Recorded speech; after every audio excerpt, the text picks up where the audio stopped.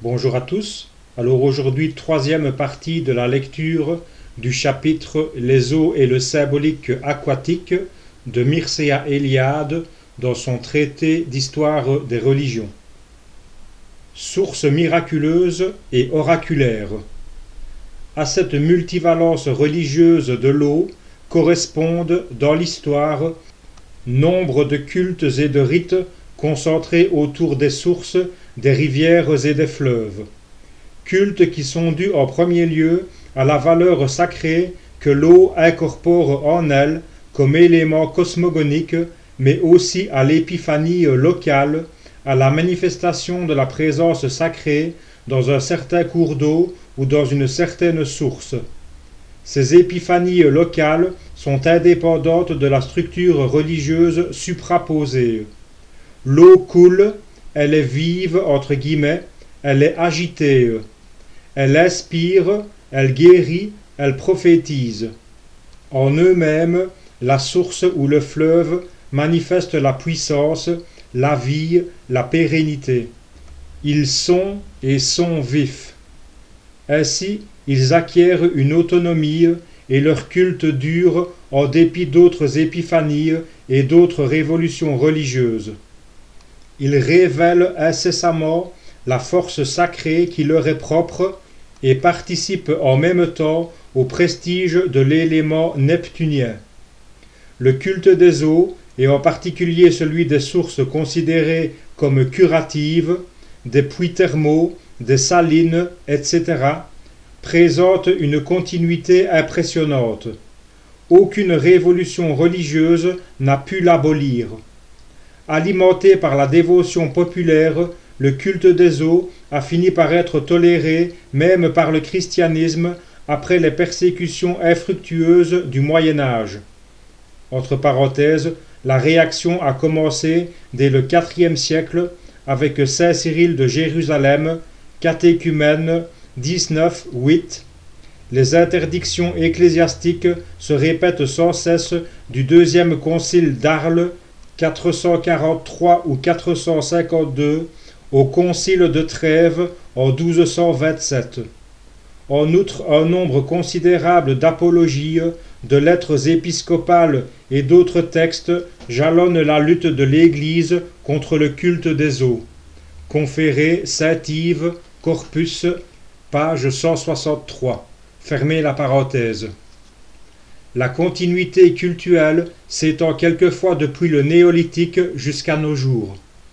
Ainsi, dans la source thermale de Grisi, entre parenthèses, commune de Saint-Symphorien de Marmagne, fermez la parenthèse, on a trouvé des objets votifs néolithiques et romains, entre parenthèses, Vaia, le culte des sources dans la Gaule antique, page 97-98, fermez la parenthèse.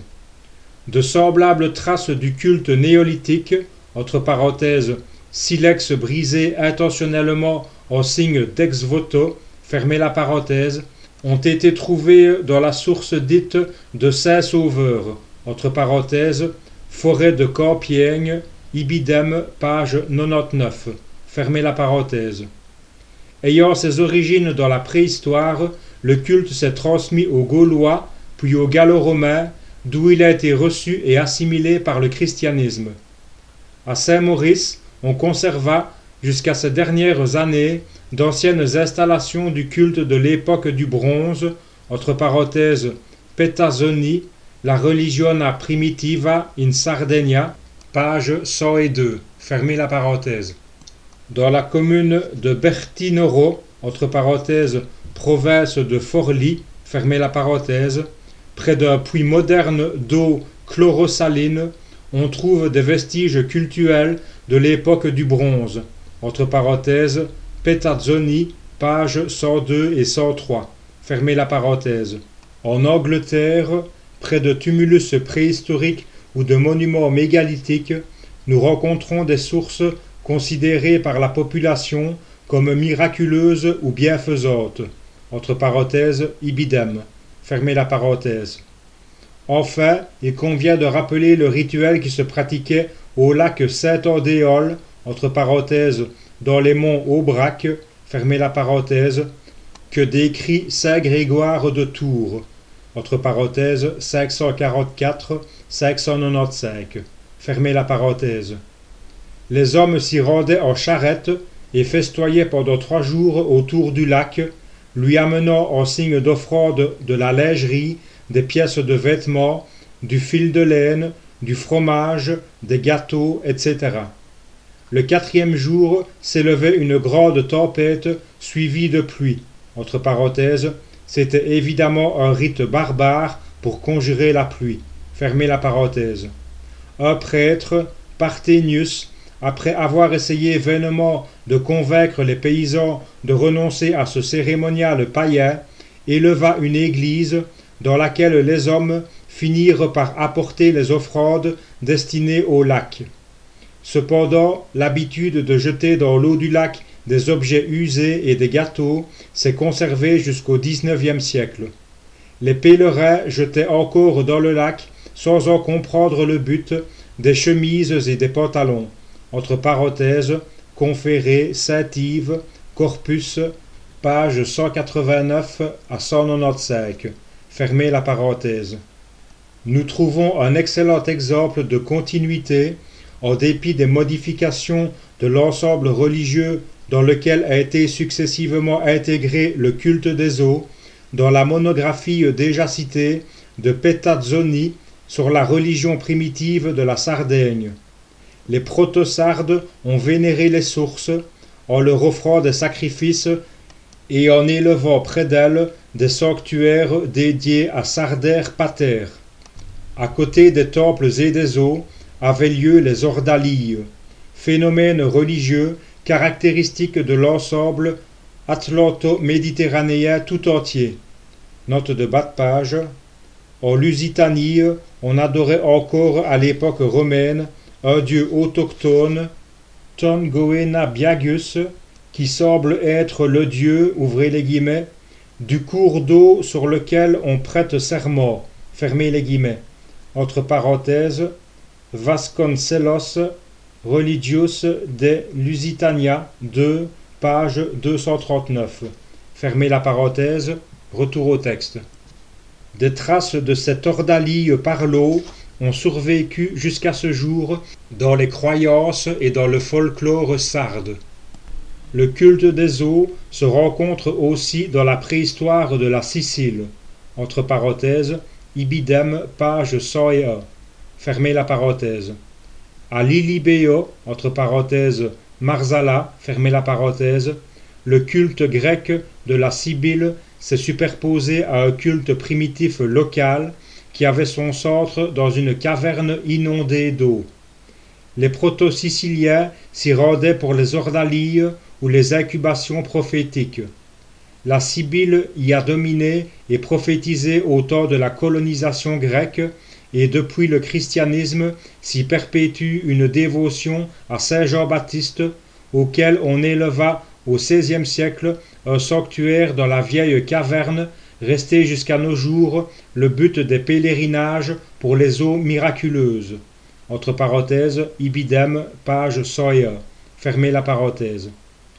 Les oracles sont souvent situés dans le voisinage des eaux. Près du temple de Amphiarios, à Oropos, ceux qui étaient guéris par l'oracle jetaient dans l'eau une pièce de monnaie. Entre parenthèses, Pausanias 1.34.4. Fermez la parenthèse. La Pythie se préparait en buvant les eaux de la fontaine Cassotis.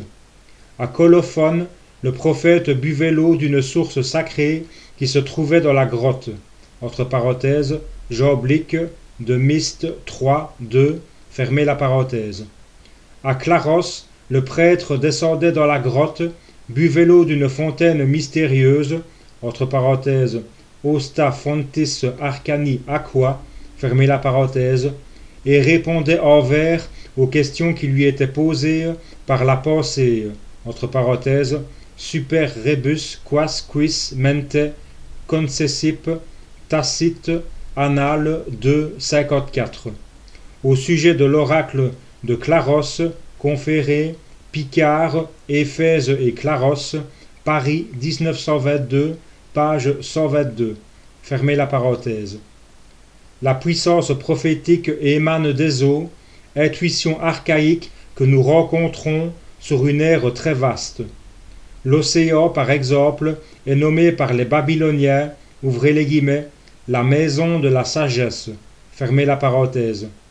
Oannès, le personnage mythique babylonien représenté moitié homme, moitié poisson, s'élève de la mer d'Érythrée et révèle aux hommes la culture, l'écriture, l'astrologie.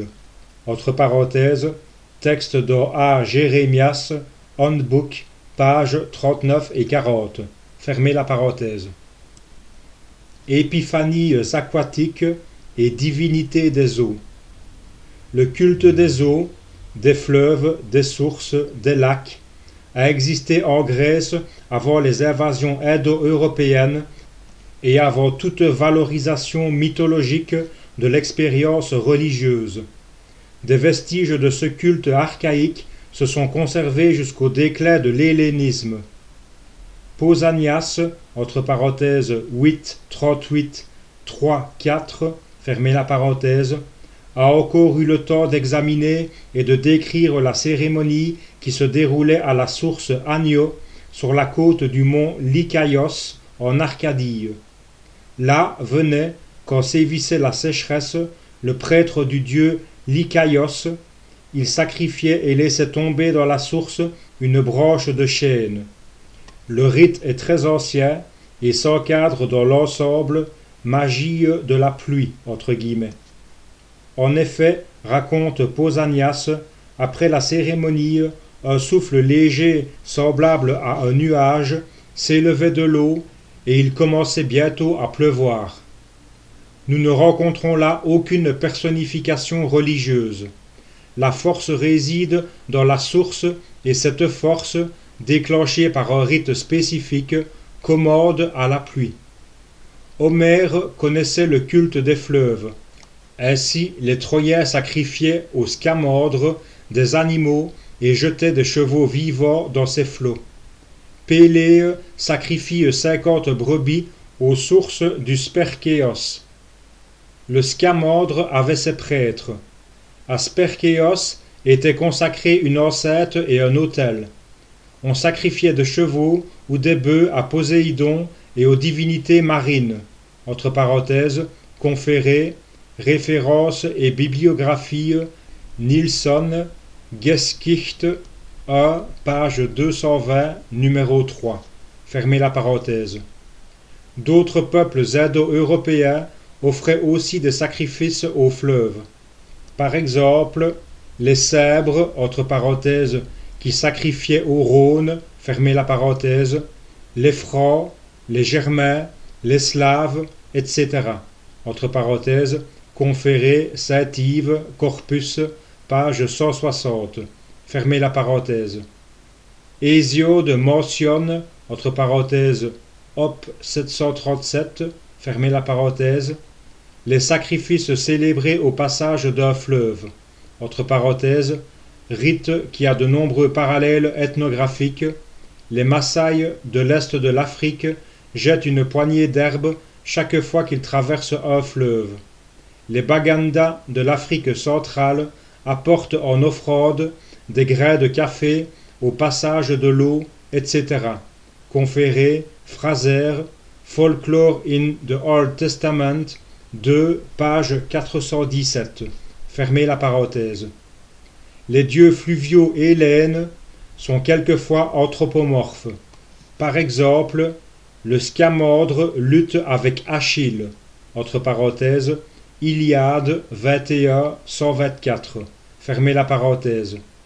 Mais ils étaient en majorité représentés sous forme de taureaux, entre parenthèses, référence Nilsson 1, page 221. Fermez la parenthèse. Entre tous, le dieu fluvial le plus connu était l'Achéloos. Homère le considère même comme un grand dieu, divinité de tous les fleuves, des mers et des sources. On connaît les luttes d'Achéloos avec Héraclès. Son culte était pratiqué à Athènes, à Oropos, à Mégare et dans beaucoup d'autres cités. Le nom a été différemment interprété, mais il semble que l'étymologie la plus probable soit simplement l'eau, entre guillemets. Entre parenthèses, Nilsson 1, page 222. Fermez la parenthèse. Il est inutile de citer toute la mythologie aquatique des Grecs. Elle est vaste et de contours imprécis. Dans un continuel écoulement, d'innombrables figures mythiques apparaissent, répétant le même leitmotiv. Les divinités des eaux naissent des eaux. Certaines de ces figures se sont acquis des places importantes dans la mythologie ou dans la légende, telles par exemple Thétis, nymphe marine, telles Protéée, Glaucos, Nérée, Triton, divinités neptuniennes, trahissant dans leurs figures un imparfait détachement des eaux, ayant des corps de monstres marins, à queue de poisson, etc. Elles demeurent et règnent dans les profondeurs marines. Pareilles à l'élément dont elles ne se sont qu'imparfaitement et jamais définitivement détachées, ces divinités sont étranges, capricieuses. Elles font le bien avec la même légèreté que le mal, et le plus souvent, comme la mer, elles font le mal. Elles vivent, plus que les autres dieux, au-delà du temps, au-delà de l'histoire. Très proches de l'origine du monde, elles ne participent qu'occasionnellement à son destin. Leur vie est peut-être moins divine que celle des autres dieux, mais elle est plus égale et plus solidaire avec l'élément primordial qu'elles représentent.